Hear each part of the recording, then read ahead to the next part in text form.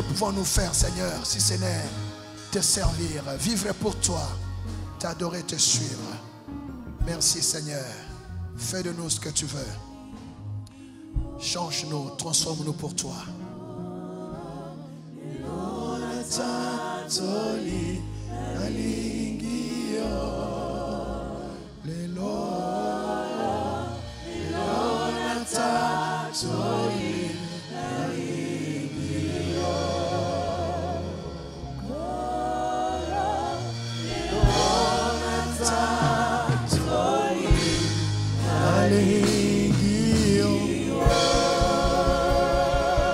Nous acclamons le roi des rois.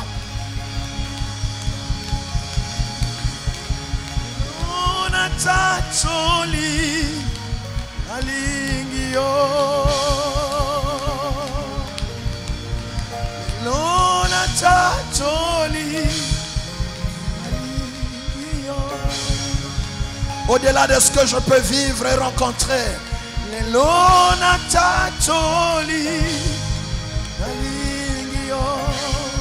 malgré les combats, les rencontres, l'adversité, les épreuves, les tentations,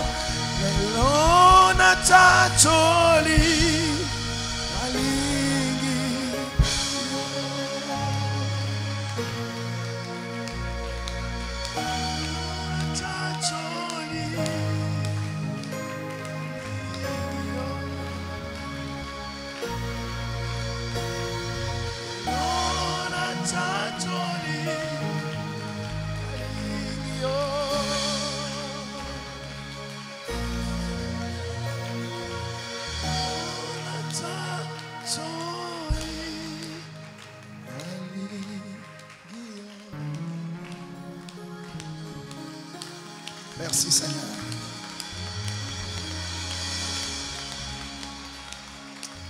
Est-ce qu'on peut encore l'acclamer? Est-ce qu'on peut encore acclamer Jésus? Acclame le roi.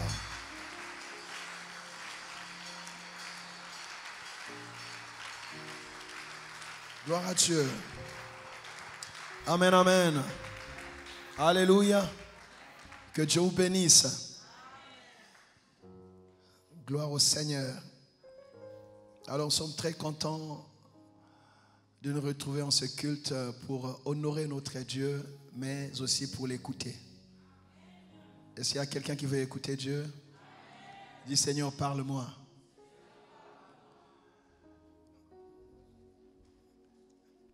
Et à chaque fois je prie pour que ceux qui nous suivent en direct à travers le monde vivent la grâce et l'onction comme s'ils étaient dans cette salle.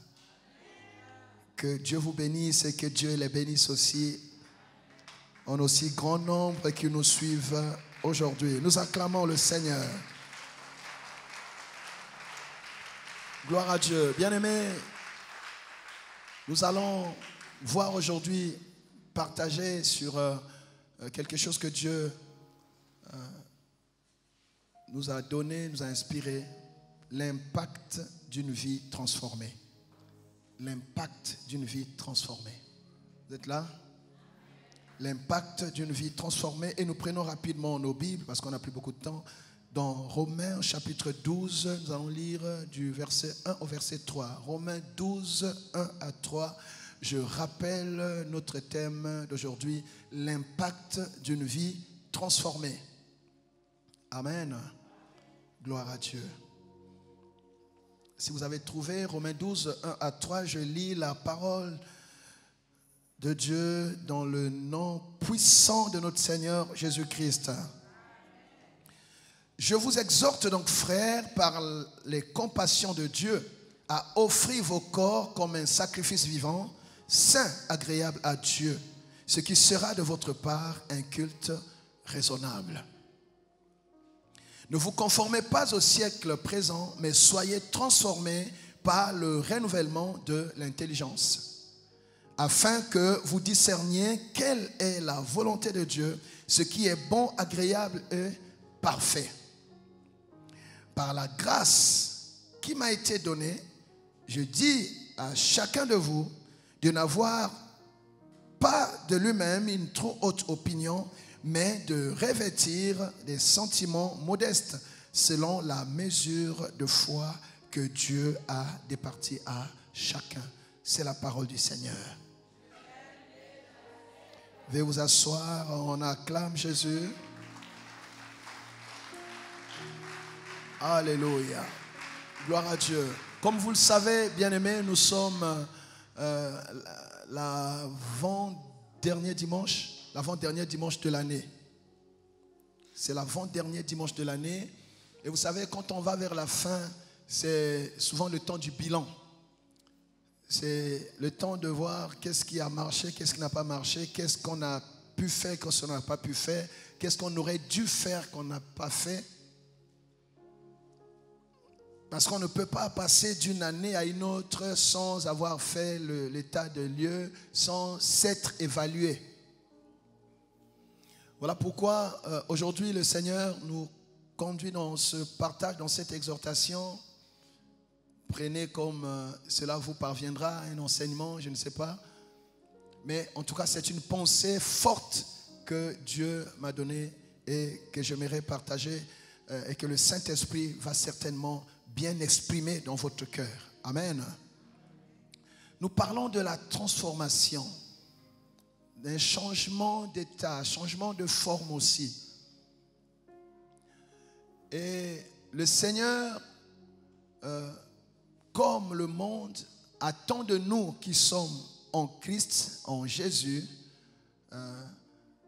plus certainement que ce que nous sommes aujourd'hui, plus que ce que nous montrons aujourd'hui, plus que ce que nous donnons aujourd'hui, plus que ce que nous disons même.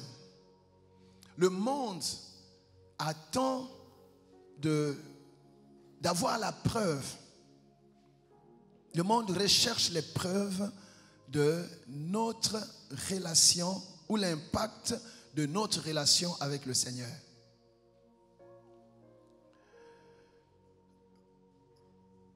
La Bible dit que nous sommes entourés d'une multitude, d'une nuée de témoins. Qu'est-ce que le monde veut voir? Qu'est-ce que le monde veut remarquer? Qu'est-ce que le monde veut goûter? Qu'est-ce que le monde veut recevoir? Qu'est-ce que le monde attend de nous? Le Seigneur m'a dit que le monde attend d'être impacté par notre relation avec Dieu. D'être, bouleversé même, changé par notre relation avec Dieu. Quand vous lisez 2 Corinthiens 5, 17, la Bible dit, si quelqu'un est en Christ, il est une nouvelle créature. Les choses anciennes sont passées. Voici, toutes choses sont devenues nouvelles. Parler de l'impact d'une vie transformée, c'est donner au monde, bien aimé, montrer au monde qu'est-ce qui a changé depuis que nous avons rencontré Jésus. Qu'est-ce qui a changé dans notre vie? Qu'est-ce que notre environnement a remarqué d'autres? Être en Jésus, c'est naître de Dieu, naître de nouveau, naître de l'Esprit, c'est la même chose. Mais ceux qui nous connaissent de par notre première naissance, qu'est-ce qu'ils disent de nous aujourd'hui, après la nouvelle naissance? Est-ce que nous sommes devenus véritablement des nouvelles créatures? Quelle autre chose nous montrons? C'est comme ça que Paul nous dit, le Seigneur nous dit dans l'épître de Paul, toujours aux Romains, dans Romains 8, à partir du verset 19, Romains 8, 19, on va lire jusqu'à 22, la Bible dit, aussi la création attend-elle avec un ardent désir la révélation des fils de Dieu. Car la création a été soumise à la vanité, non de son gré, mais à cause de celui qui l'y a soumise. la création, le monde attend avec un ardent désir la révélation des fils de Dieu. Alléluia. Des fils de Dieu. C'est-à-dire, il y a le monde tel qu'il est là, mais dans le monde, il y a des fils de Dieu. Donc le monde, la création attend qu'un fils de Dieu se révèle dans sa génération, qu'un fils de Dieu se manifeste. Qu'est-ce que les fils de Dieu sont capables de montrer? Qu'est-ce qu'ils peuvent montrer d'autre que ce que nous voyons? Dans ce monde plein de perversion, où la corruption est la règle, où les antivaleurs pourtant décriées, mais personne ne s'y attaque vraiment. Est-ce que les enfants de Dieu sont capables de montrer autre chose? Est-ce qu'il y a un enfant de Dieu qui émerge? Est-ce qu'il y a un enfant de Dieu qui se distancie? On parle de la distanciation sociale, pas seulement physique, mais ça doit être aussi dans les valeurs. Est-ce qu'il y a quelqu'un qui se détache de la masse commune? Est-ce qu'il y a quelqu'un qui montre autre chose, bien-aimé? Est-ce qu'il y a quelqu'un qui se distingue? Est-ce qu'il y a un enfant de Dieu qui soit capable de tenir un autre discours que ce qu'on entend? Le monde attend. Un jour, je parlais avec des gens. Quelqu'un a dit, même vous les chrétiens, ils ne sont pas avec nous, mais ils s'attendent à voir des nouvelles choses. Ils espèrent que nous serons capables, avec notre Dieu, de transformer les choses. Ils ont une espérance. Lisons, continuons notre lecture d'ailleurs. Le monde attend donc avec un ardent désir la révélation des fils de Dieu, car la création a été soumise à la vanité. La création a été soumise à la vanité. Aujourd'hui, le monde est dans la vanité. Les gens investissent dans la vanité. Les gens se sacrifient pour la vanité. Les gens sacrifient même pour ce qui n'en vaut pas la peine. Les gens se dépensent pour la vanité. Ils n'ont aucune idée des choses d'en haut. Alléluia. Mais nous, bien-aimés, nous qui avons Christ, qu'est-ce que nous sommes capables de manifester d'autres, de produire d'autres, de révéler d'autres? Le monde est fatigué. Le monde sent mauvais. Le monde est insipide. Le monde est amer. La création attend autre chose. Mais nous le savons, cela ne viendra pas du monde. Le monde a atteint ses limites. Alléluia. Tous les systèmes économiques, intellectuels, sociaux, philosophiques ont atteint leurs limites. Et le monde espère que c'est le Dieu de l'Église. Alléluia. Oui, qui va apporter la lumière. Je parlais des antivaleurs. Vous savez, l'Église, c'est là où, bien aimé, l'Église, c'est le creuset des valeurs. Le creuset des valeurs, c'est là où on trouve des valeurs. Les valeurs pour changer. Tout le monde parle, mais les valeurs, on devrait les trouver à l'Église. Quand nous serons capables de démontrer ces choses qu'on ne trouve pas dans le monde sera obligé de recourir à l'Église. Je le dis souvent ici. Amen, amen. Une église capable de transformer, d'impacter le monde, son environnement, ce n'est pas une église qui recourt au monde, mais c'est une église qui donne des leçons au monde. C'est une église qui montre les repères au monde. C'est une église qui indique le chemin au monde. Je parle à quelqu'un? Verset 20, toujours de Romains 8. Car la création a été soumise à la vanité, non de son gré, mais à cause de celui qui l'y a soumise. Nous avons un ennemi, c'est le diable, qui soumet le monde à la vanité. Il soumet la jeunesse à la vanité. Il soumet même les politiques à la vanité.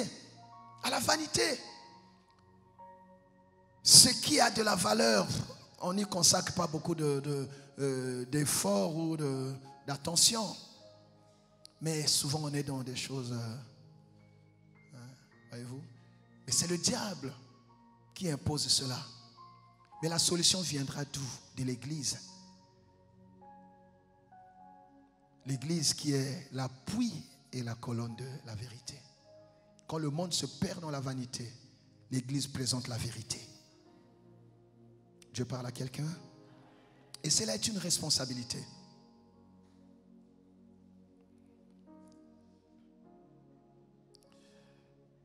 Le monde donc qui est soumis à la vanité a l'espérance, verset 21, avec l'espérance, dans la création avec l'espérance, qu'elle aussi plutôt sera affranchie de la servitude de la corruption pour avoir part à la liberté de la gloire des enfants de Dieu. Voyez-vous? Donc la création telle qu'elle est, le monde tel qu'il est, ils espèrent que par nous, ils seront affranchis de la corruption et de la servitude.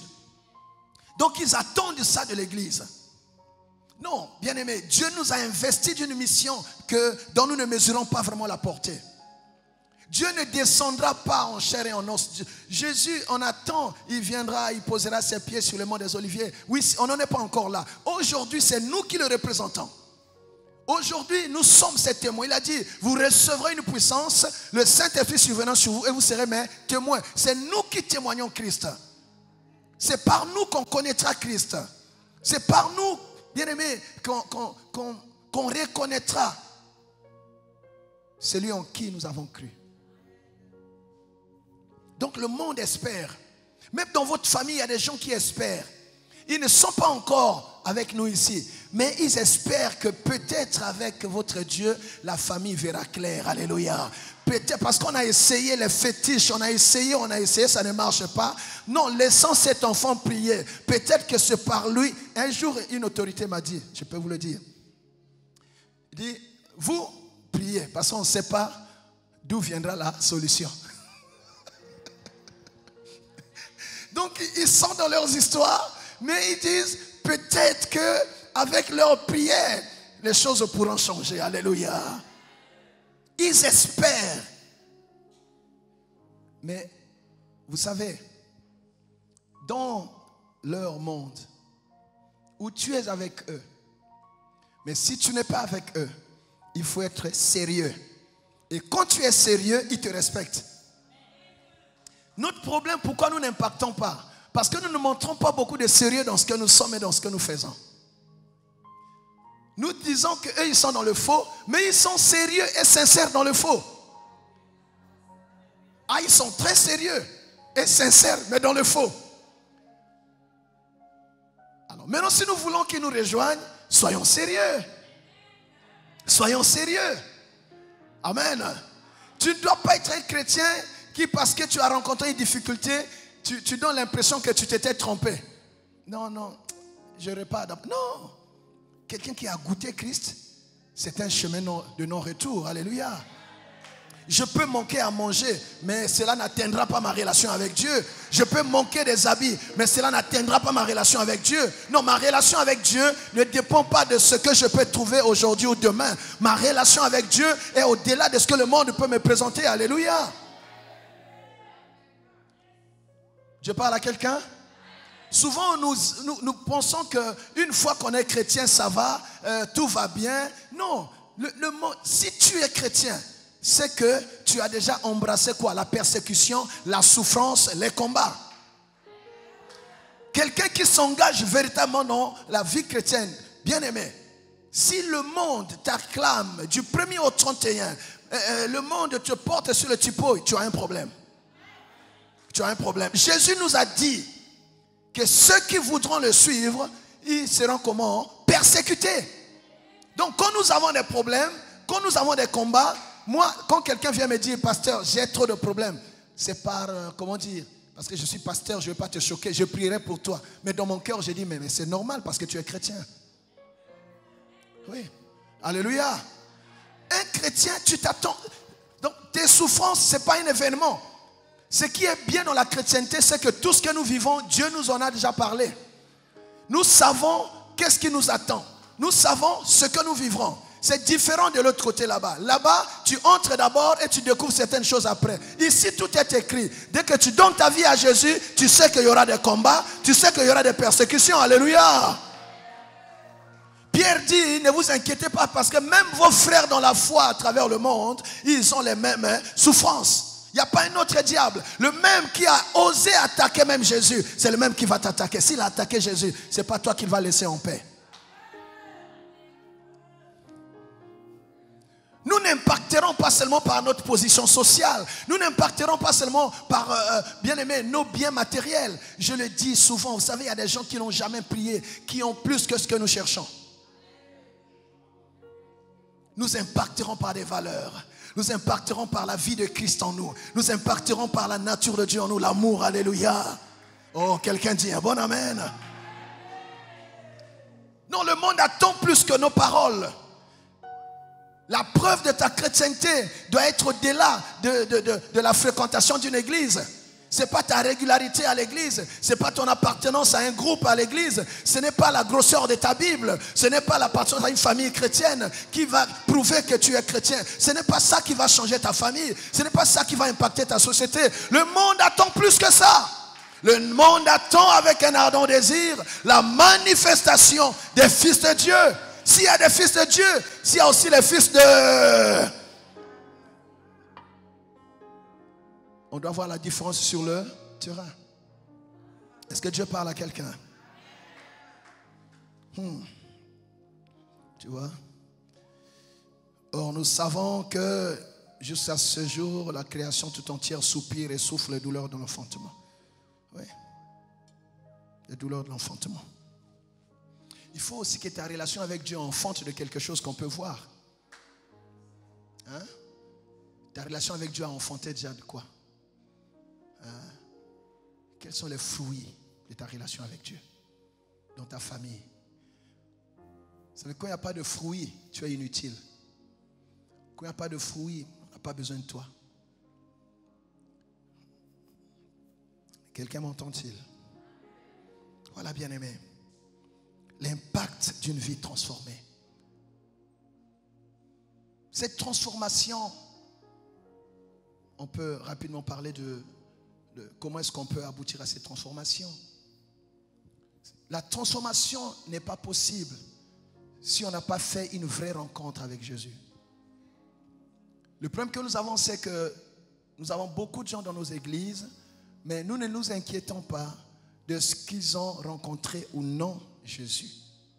Une personne qui n'a pas rencontré Jésus peut fréquenter l'église toute sa vie, mais sa vie ne sera pas transformée. Parce que la transformation n'est pas une œuvre humaine. C'est un changement qui s'imprime en nous par le choc de cette rencontre. Parce que cette rencontre a quoi pour effet? Cette rencontre va tuer le vieil homme. Il y a quelqu'un qui meurt quand on rencontre Jésus. Ah oui. La mort du vieil homme s'ensuit. Quand tu rencontres Jésus, il y a un choc qui doit tuer quelqu'un. C'est le vieil homme. Et c'est quand le vieil homme meurt que la nouvelle créature naît. Et c'est la nouvelle créature qui est capable de produire la vie de Dieu. Alléluia. Qui est capable de manifester Christ. Qui est capable d'être l'image de Christ. Dieu, au départ, sa pensée, c'est qu'il nous a créés à son image et selon sa ressemblance. Mais nos ancêtres, Adam et Ève, ont faussé le jeu, ce qui a fait que nous avons perdu cette image et cette ressemblance. Mais c'est la rencontre avec Jésus qui vient nous replacer dans cette bénédiction du commencement. L'image et la ressemblance de Dieu. Donc nous ne pouvons pas impacter le monde tant que nous ne ressemblons pas à Christ. Et cette ressemblance, je le disais, c'est après la mort. La mort du vieil homme. Lisons toujours Romains 6, verset 6. Romains 6.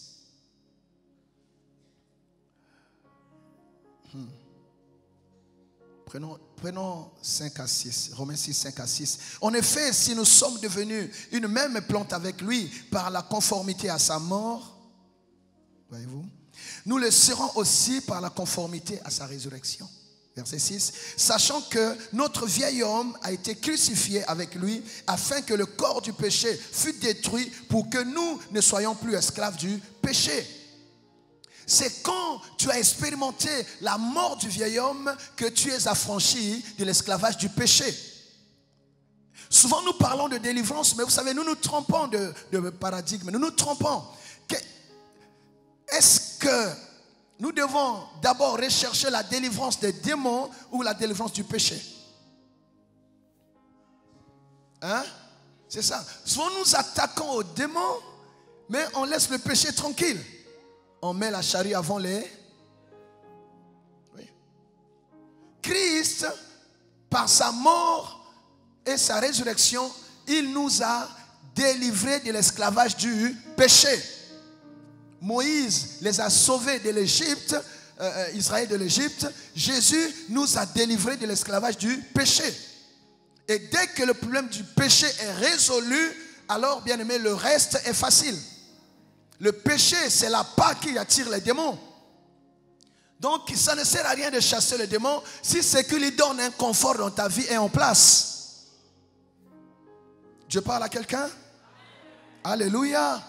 Donc c'est la mort du vieil homme qui enlève au diable les raisons, bien aimé, la liberté d'agir dans ta vie.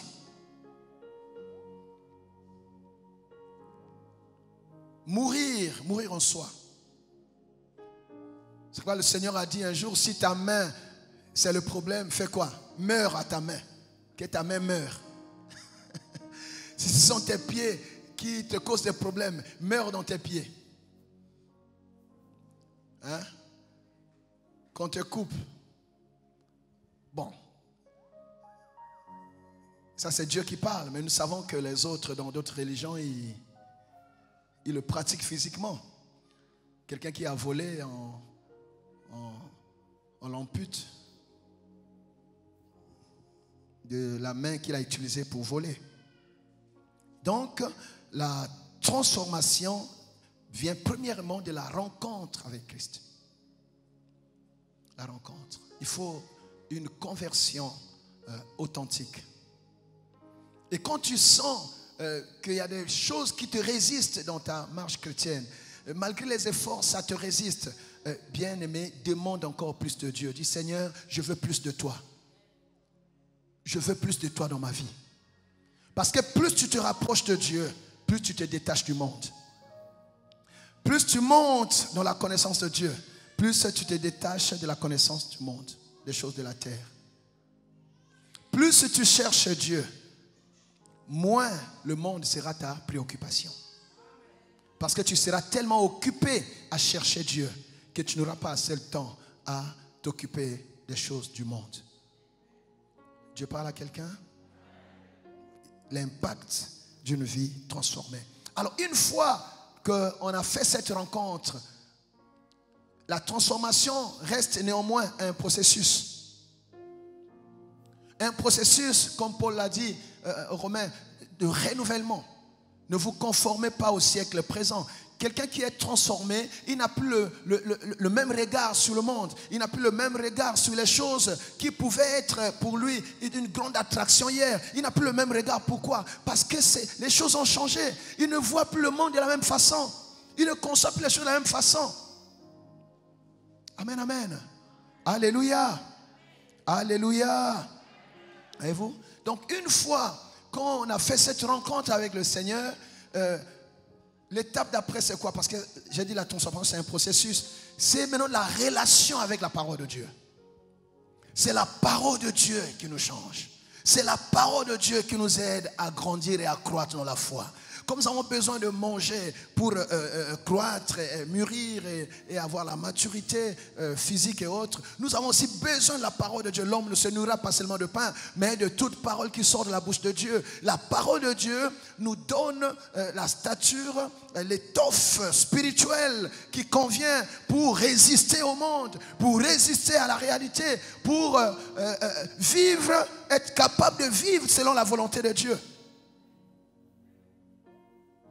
Le but de la transformation, en fait, c'est ça. C'est qu'il y ait sur cette terre où il y a plein de compromissions, qu'il y ait des hommes et des femmes qui vivent le ciel sur la terre, qui vivent la volonté de Dieu sur la terre. Et cela, Dieu va manifester son règne en les utilisant. Et s'il y a quelqu'un qui dit Amen. C'est une responsabilité. Ce sont des hommes et des femmes transformés qui peuvent être des témoins. Un témoin, c'est qui? C'est quelqu'un que tout le monde peut suivre. Quelqu'un que tout le monde peut regarder. Quelqu'un que tout le monde peut copier. Ceux qui se perdent, quand ils se sont perdus, pour se retrouver, ils ont un repère, c'est qui? C'est le témoin de Christ. C'est quelqu'un qui a une vie transformée. Et une vie transformée, ça encourage ceux qui hésitent encore à s'engager dans la foi. Parce qu'ils savent qu'il y a quelqu'un qui a essayé, qui a réussi. Oh, quelqu'un dit Amen. Voyez-vous? Donc la parole de Dieu, la parole de Dieu transforme. Amen. Alléluia. Alléluia. Et là où il y a la parole de Dieu, le Saint-Esprit s'invite aussi. Le Saint-Esprit s'invite là où il y a la parole de Dieu. Parce que le Saint-Esprit est là. Il attend une parole de Dieu pour l'exécuter. Le monde était informe et vide. L'Esprit de Dieu se mouvait au-dessus des eaux. Dieu vit que les ténèbres n'étaient pas bonnes. Il a fait quoi? Il a appelé. Dès que Dieu parle, le Saint-Esprit qui était là, il fait quoi? Il récupère les paroles de Dieu pour les exécuter. Donc la transformation, c'est, bien aimé, là où il y a la parole, le Saint-Esprit va venir. C'est le Saint-Esprit qui va te transformer, qui va répandre la nature de Christ dans ton cœur, qui va répandre Dieu, qui va implanter, je dirais imprimer, même implémenter la vie de Dieu en toi. Ce n'est pas une œuvre humaine. Ce n'est pas une œuvre humaine. Ce n'est pas un combat chaque jour. Non, aujourd'hui je ne vole pas. Mais c'est une lutte. C'est vrai qu'au départ, il faut quand même un effort. Parce que la Bible dit, faites tous vos efforts. C'est vrai. Mais vous allez voir que là où il y a la parole de Dieu, et quand le Saint-Esprit vient, il va transformer vos luttes en victoire. Tu vas triompher du monde. C'est ce qu'on a lu, grâce à Dieu qui nous fait triompher. Qui nous fait triompher du monde. C'est l'œuvre du Saint-Esprit. Donc ce qui va nous distinguer du monde, bien-aimés, c'est notre rapport à la parole de Dieu et surtout la place que nous laissons au Saint-Esprit dans notre vie. Par le Saint-Esprit, nous sommes capables de nous déployer comme fils de Dieu. De nous déployer, alléluia. De montrer autre chose. D'impacter notre génération. Ah, quelqu'un dit Amen. On est quelque part où c'est bizarre, mais nous avons un discours différent. Nous avons une approche différente. Parce que nous sommes connectés au ciel. La parole et le Saint-Esprit, ce sont les moteurs de la transformation. Amen. Vous allez voir le jour où Jésus était sur la montagne, il a pris 3 de ses disciples. Il a pris Pierre, Jacques et Jean. Il les amène là-bas et il voulait leur montrer qui il était. La manifestation du Fils. Parce que bien avant, il leur a demandé, qu'est-ce qu'on dit que je suis là-bas? Non, tu es Jérémie. Donc on te confond. À tout le monde. Non, c'est un enfant ordinaire comme tous les enfants. Il a dit, ok, venez. Vous allez voir qui je suis. Et là, du haut de la montagne, il était là, bien aimé. C'était la transfiguration.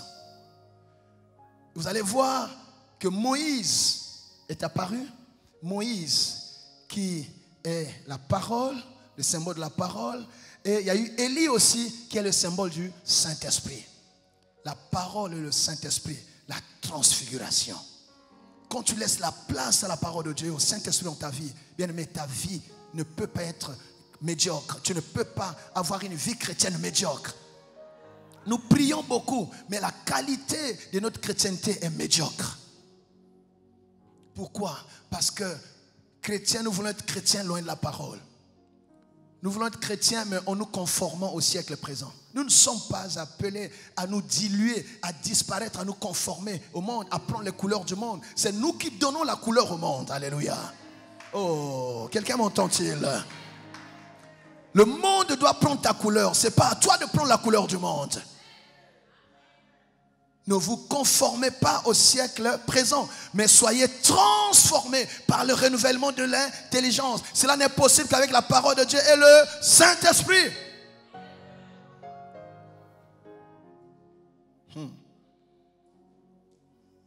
Dieu parle à quelqu'un? Alléluia. Alors, prenez Jean 12, verset 24, rapidement. Jean 12, 24. Je reviens un peu à ce que je disais sur la mort. On parle de la mort, hein, pas du coma. Quand on vient à l'église, il faut se laisser mourir.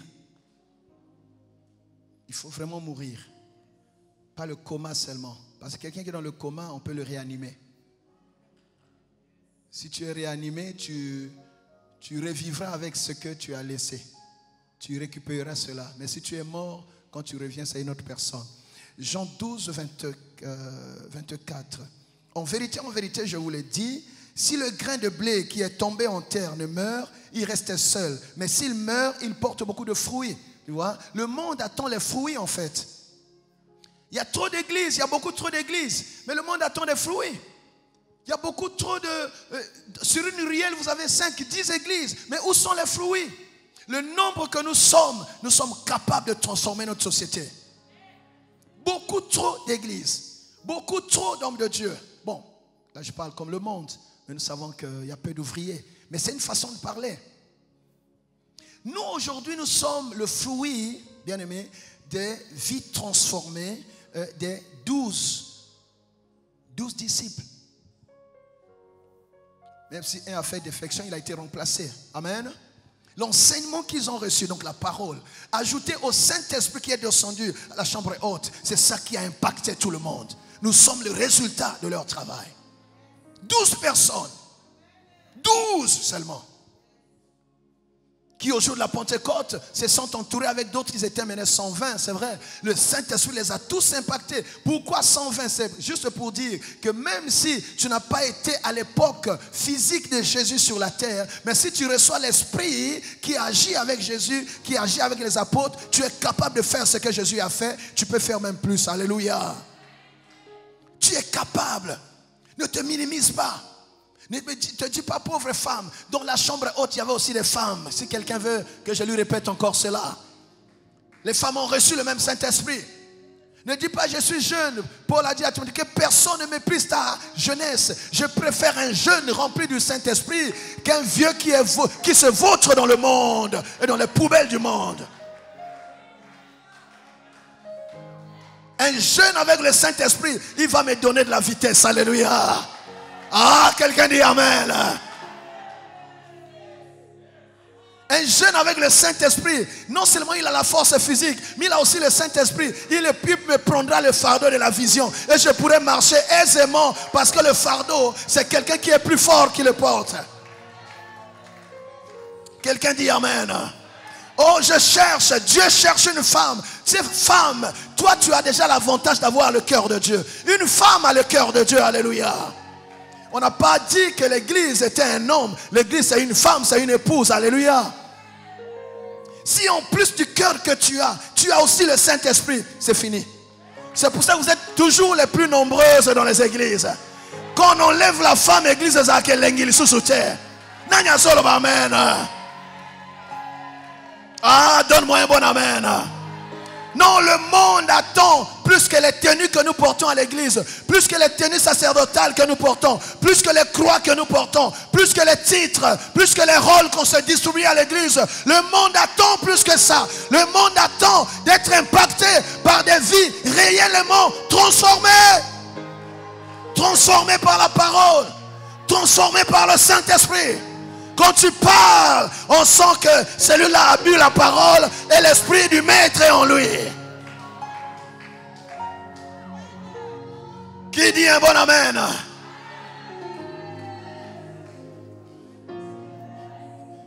Les choses vont changer.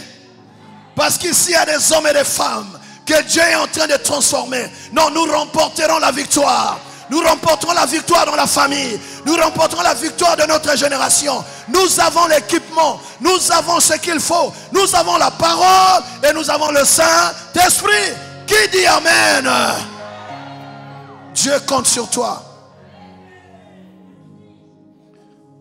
Oh yes. Mais le grain de blé doit d'abord mourir. Si tu ne meurs pas, il n'y a pas de fruits. Parce que le monde attend des fruits. Ta famille attend des fruits. Les gens te suivront s'il y a des fruits. Tu peux faire du bruit. Ne te fais pas remarquer au quartier seulement par le son de ta voix qui empêche les autres de dormir. Quand tu as fini de prier le matin, on veut voir une nouvelle personne. Je parle à quelqu'un? Non, tu pries où? Oh, je prie chez le pasteur. C'est le pasteur Gustave. Tu pries chez Jésus. Amen. Ce n'est pas le nom de l'église qui va te conférer la sainteté. Non. Ce n'est même pas le nom de ton pasteur. C'est ta responsabilité de t'identifier à Christ, de mourir avec lui, de ressusciter avec lui. C'est ta responsabilité. Je parle à quelqu'un? Tu vois, ta foi est en train de diminuer là. Ah, donne-moi un meilleur amen. Le monde cherche les fruits. Il n'y a plus de fruits. Ceux qu'on trouve dans le monde sont amers ou aigres. Sinon, il n'y a rien du tout. Vous pouvez voir un figuier touffu avec un bon feuillage, mais tu vas là-bas, il n'y a rien. Le monde cherche le fruit de ta consécration, le fruit de ta relation avec le Seigneur. J'ai perdu ton amen. Jean 15, 8 et 16. Si vous portez beaucoup de fruits, c'est ainsi que mon Père sera glorifié et vous serez mes disciples. Tu vois? Donc il ne suffit pas d'appartenir à une église. Il ne suffit pas de s'être présenté devant le Seigneur un jour. Non, Seigneur, je te donne ma vie. Mais il faut que cela donne des fruits. C'est quand nous avons des fruits que Dieu est glorifié. Dieu n'est pas glorifié par le titre que nous donnons. Dieu est glorifié par les fruits que nous portons. Et là, nous pouvons être déclarés disciples de Christ. Parce qu'un arbre, on le reconnaît par ses... Si tu es une nouvelle plante, comme on a lu dans Romains 6, verset 5, par conformité avec Christ, mais où sont tes fruits? Où sont tes fruits? Qu'est-ce qui a changé dans ton parler? Qu'est-ce qui a changé dans tes relations? Même tes fréquentations. 15 et 16 maintenant. Ce n'est pas vous qui m'avez choisi, mais moi. Je vous ai choisi et je vous ai établi afin que vous alliez et que vous portiez du fruit et que votre fruit demeure, afin que ce que vous demanderez au Père en mon nom, il vous le donne. Vous voyez? Il nous a choisis afin que nous portions des fruits. Et c'est seulement quand nous portons les fruits que Dieu peut nous exaucer, que Dieu peut nous donner ce que nous lui demandons.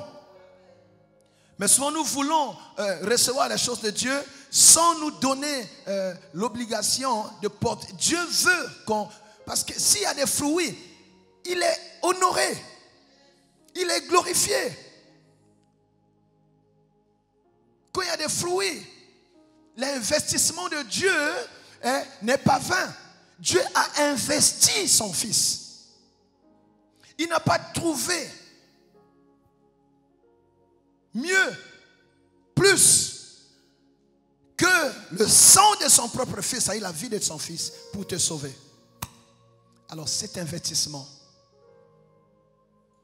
n'est rentabilisé que si nous portons les fruits. Dieu veut nous présenter comme le trophée de son investissement. Dieu parle à quelqu'un? Gloire au Seigneur. Alléluia.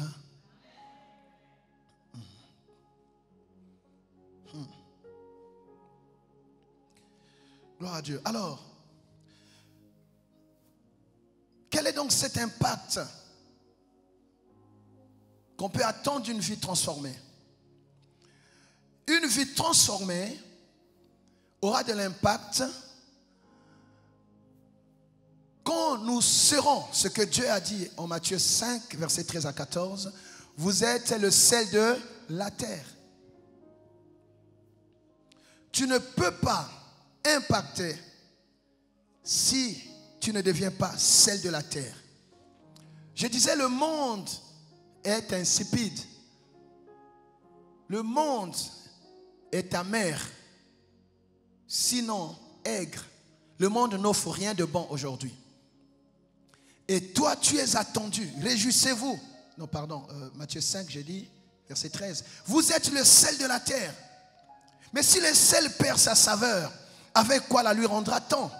Il ne sert plus qu'à être jeté dehors et foulé aux pieds par les hommes.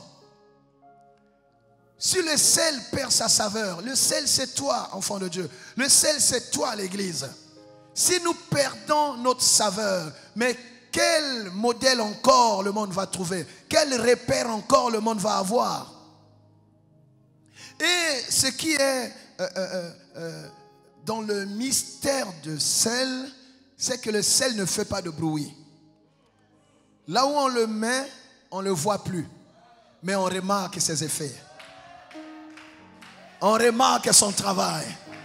Là où on met le sel, il ne fait pas de bruit. Mais le résultat de sa présence sera remarqué. Que tu sois remarqué, bien aimé, par le résultat de ta foi. Parce qu'on ne combat pas les résultats. On peut ne pas t'aimer, mais tes résultats, on ne peut pas les combattre. Sois défendu par les résultats de ta consécration. Sois défendu, manifesté par les résultats, bien aimé, de ta foi. Alléluia. Tu es le sel de ta famille. Tu es le sel de ta génération. Tu es le sel pour ta nation. Tu es le sel dans cette entreprise.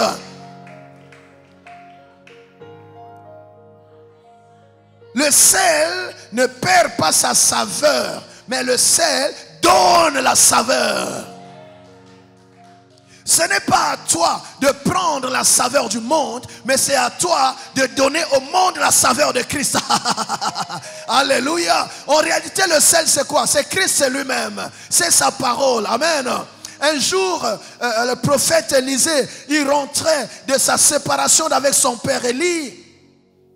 Quand ils sont passés, je dis souvent à certains pères, calmez-vous, parce que vous ne pourrez pas relever tous les défis. Élie et Élisée sont passés à Jéricho. Élie n'a pas assaini les eaux de Jéricho. Mais quand Élisée revient, là où il était passé comme simple serviteur, quand il revient, il avait maintenant l'onction sur lui. Alléluia. Et là où on l'avait négligé quand il passait, on l'a appelé mon Seigneur. Le séjour de la ville est bon, mais les eaux sont souillées. Quand tu as la vie de Dieu en toi, tu seras respecté là où tu as été méprisé. Qui dit un bon amen? Ah, donne-moi un bon amen. Alléluia. Et quand il revient là, on lui dit les eaux sont souillées. Il a pris un plat, un plateau. Il a pris quoi? Du sel. Il a pris du sel. Et il a pris du sel, il l'a jeté où? Dans les sources des eaux de Jéricho. Et ça suffit. La Bible dit, à partir de cet instant jusqu'aujourd'hui, il n'est plus sorti de ces eaux-là, ni mort, ni stérilité. Le sel, alléluia. Le sel va arrêter la mort dans ta famille. Le sel va arrêter la pauvreté dans ta famille. Le sel va arrêter la malédiction dans ta famille. C'est par toi que Dieu va faire des choses qu'on n'a jamais vues dans votre famille. Tu es le sel de la terre. Quelqu'un dit un bon amen. Oh, donnez-moi un bon amen. On entendra parler de toi, ma soeur. On entendra parler de toi, mon frère. J'annonce à ceux qui te méprisent qu'ils vont te découvrir. Ils seront obligés de te vivre. Quelqu'un dit un bon amen. Vouloir ou non, tu auras besoin du sel. Alléluia. Oh, qui dit amen? Le sel donne le goût. Le goût. Quand tu atterris quelque part, goût.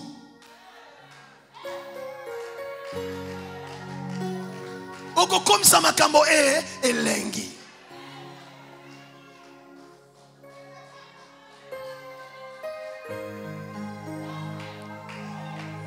Non, tu n'es pas seulement sel. Tu es aussi, le verset 14 dit, vous êtes la lumière du monde. Jésus lui-même est la lumière du monde. Mais il nous donne cette nature. C'est toi, tu es comme Jésus. Tu es la lumière du monde.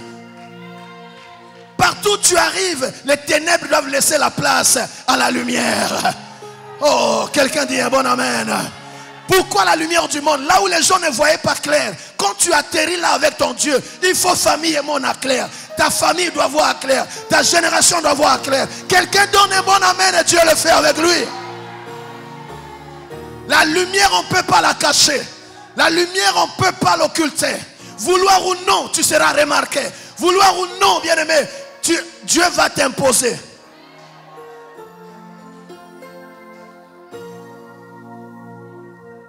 Est-ce que Dieu parle à quelqu'un? Ce n'est que comme cela qu'on peut impacter notre génération. Ce n'est que comme cela, bien-aimé, que tu peux par ta vie transformée impacter ta famille. 14 à 17, 2 Corinthiens 2, 14 à 17. Grâce soit rendue à Dieu, qui nous fait toujours triompher en Christ et qui répand par nous en tout lieu l'odeur de sa connaissance. C'est-à-dire, quand tu arrives quelque part, tu répands la connaissance de Dieu. On connaîtra Dieu à partir de toi. Là où tu arrives, il y a l'odeur de Dieu. L'odeur de Dieu. Le parfum. Le parfum de Christ. Quelqu'un me donne un bon amen. Oh, ton amen est faible. Ton amen est faible. Vous savez qu'il y a des gens qu'on repousse seulement parce qu'ils ont une mauvaise odeur. Vous le savez? On peut vous coller une mauvaise odeur dans la famille. On dit, là où on cherche le travail, quand tu arrives, même si ton dossier est comment, on ne prend pas. Pourquoi? Tu as une mauvaise odeur. L'odeur attire. Ceux qui ont rencontré Christ, qui se sont laissés transformer par sa parole et par le Saint-Esprit, ils répandent l'odeur de Christ. Oh. Nsunga. Et quand il y a une bonne odeur, les gens aiment. Oh. Pourquoi tu ne dis pas un bon amen? Vous savez pourquoi on a créé le parfum? Oui. C'est pour avoir une bonne odeur.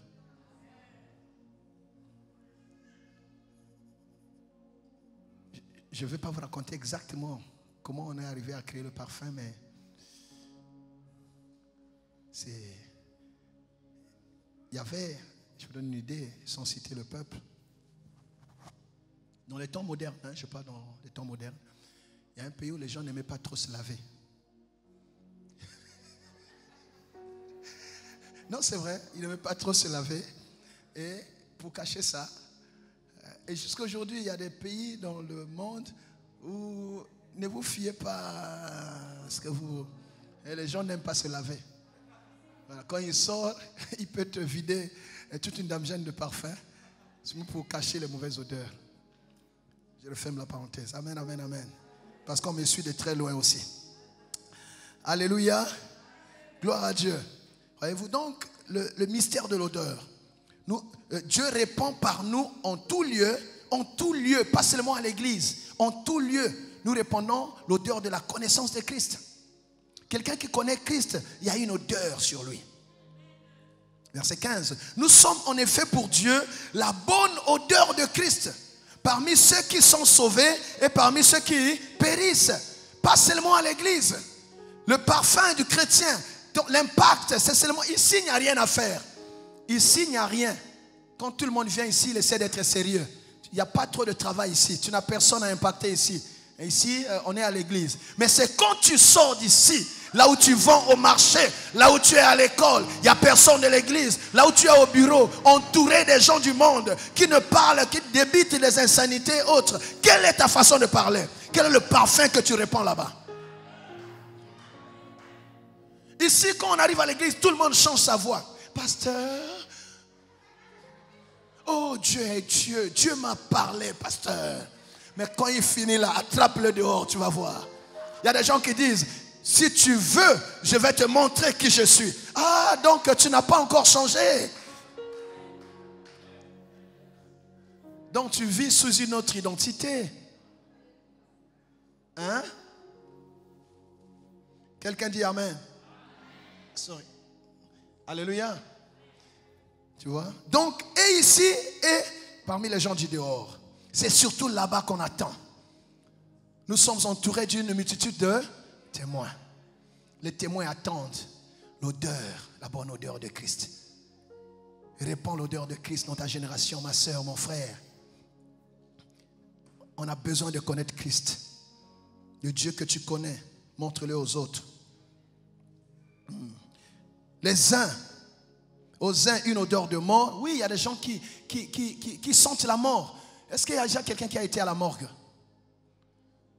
Vous voyez, quand on ouvre un casier ou un cercueil, il y a une odeur que personne ne veut garder sur lui. C'est la même chose. Cette odeur de mort, elle est sur ceux qui se vautrent dans le péché. Le péché a une odeur. Quand quelqu'un est dans la vie de péché, même si on ne connaît pas bien sa vie, on sent l'odeur du péché sur lui. Quels que soient les habits qu'il peut porter, on sent. Le péché a une odeur. Ceux qui sont dans des œuvres infructueuses du diable, de la chair, ceux qui vivent selon la chair, ceux qui sont dans le mal, ils sentent la mort. C'est pour ça que la Bible dit, il y a des gens qui sont morts quoique vivants. Mais ceux qui ont Christ, ils ont l'odeur de Christ. L'odeur de vie. Parce que celui qui a le Fils a la vie. Partout où tu seras, tu répandras la vie. Tu répandras Christ. Quelqu'un dit un bon amen. Et en cette fin d'année, je chasse toute odeur de mort. Je chasse toute odeur de mort. Au nom puissant de Jésus. Que l'odeur de la mort s'éloigne de toi et de ta maison. Quelqu'un dit un bon amen. Que la vie de Dieu produise des choses dans ta vie. Des choses qui attirent.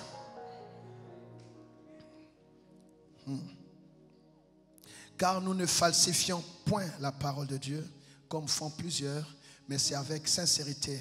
C'est de la part de Dieu que nous parlons de Christ devant Dieu. Tu vois, c'est toujours lié à la parole de Dieu. Ceux qui méprisent la parole, ils vont piller le monde. Quelqu'un qui fréquente les maisons des marabouts, tu vas piller les fétiches. Il y a des cas, même à l'église, où une femme dit, voilà, je vais voir, on va me laver, me nettoyer pour que je sois, je ne sais comment. Tu sors de là avec des mauvaises odeurs. Au lieu que l'homme s'attache à toi, il va te répugner. Pourquoi? Parce que tu sens mauvais. Reçois le parfum de Christ. Je dis, reçois le parfum de Christ. Je dis, reçois le parfum de Christ. Voilà, voilà, bien-aimés. Donc nous ne pouvons impacter que si nous sommes sel de la terre, que nous sommes lumière du monde, si nous avons le parfum de Christ. Pour terminer, je vous donne un exemple. Vous connaissez l'histoire des noces de Cana, n'est-ce pas? Le premier miracle que Jésus a fait. L'eau n'a servi à la fête qu'une fois transformée en vin. Mais avant, qu'est-ce qu'on faisait? On nettoyait simplement. C'était une eau sale qui n'avait pas sa place au milieu de la fête. Elle était dans des vases à l'entrée. Les Juifs se purifiaient. Ils avaient les mains, les pieds et tout. Donc c'était une eau sale. Mais Jésus, ce jour-là, sa présence dans la fête a fait que l'eau qui était sale soit transformée en un vin nouveau qu'on n'avait jamais bu. Mais vous allez voir, ce qui précède la transformation, c'est quoi? Faites tout ce qu'il vous dira. C'est quand nous faisons tout ce que Dieu dit, que l'eau sale que nous étions, inutile, abandonnée, rejetée, méprisée, bien-aimés, nous devenons un vin nouveau que personne n'a jamais bu dans notre famille. Et c'est quand nous sommes transformés qu'on a besoin de nous là où il y a la fête, là où il y a des bonnes choses. Si tu es transformé, on aura besoin de toi. Si tu es transformé, bien-aimé, on aura, tu sais, une eau transformée en vin relance la fête.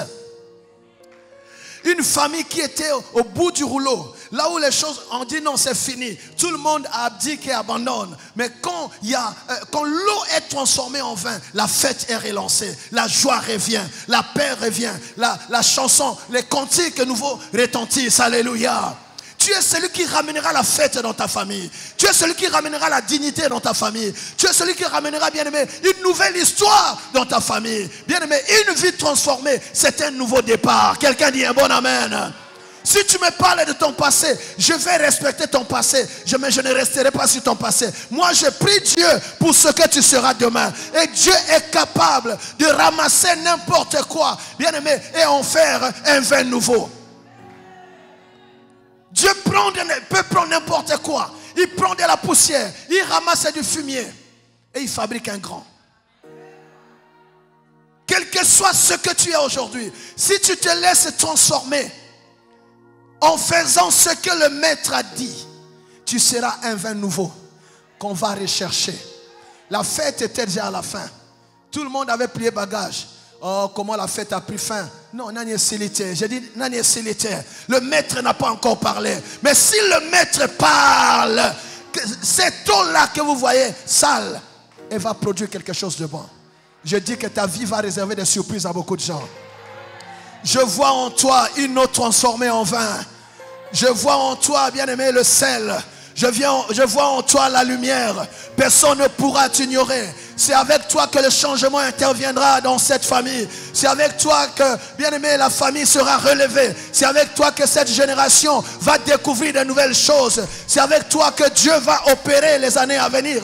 C'est avec toi que Dieu va opérer même en 2021 là. Dieu recherche quelqu'un. Dieu recherche un homme, une femme. Non, on ne t'a pas encore connu. On ne t'a pas encore découvert. Ce que Dieu va faire avec toi, bien-aimé, cela va étonner le monde. L'impact d'une vie transformée, c'est ce que le Seigneur attend, mais c'est aussi ce que le monde attend. Alors soit cette vie transformée qui donnera gloire à Dieu et qui va transformer le monde. Que Dieu vous bénisse, qui bénisse sa parole.